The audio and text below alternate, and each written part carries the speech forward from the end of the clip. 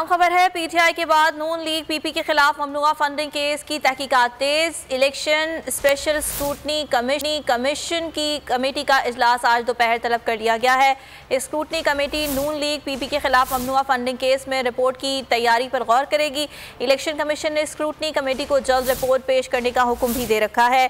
PTI के बाद नून league PP के खिलाफ ममनुआ फंडिंग केस की तहकीकात को तेज कर दिया गया है और स्क्रूटनी कमेटी नून लीग पीपी के खिलाफ ममनुआ फंडिंग केस में रिपोर्ट की तैयारी पर गौर करेगी और इस सिलसिले में आज दोपहर इजलास गया है। इलेक्शन कमीशन ने स्क्रूटनी कमेटी को जल्द रिपोर्ट पेश करने का हुक्म दे रखा है और अब इजलास तलब किया गया है और इजलास में रिपोर्ट की तैयारी पर गौर किया जाएगा। खबर है पीटीआई के बाद नून लीग पीपी के खिलाफ ममनुआ फंडिंग केस की तहकीकात तेज। इलेक्शन स्पेशल स्क्रूटनी कमीशन की कमेटी का इजलास आज दोपहर तलब कर लिया गया है। स्क्रूटनी कमेटी नून लीग पीपी के खिलाफ ममनुआ फंडिंग केस में रिपोर्ट की तैयारी पर गौर करेगी।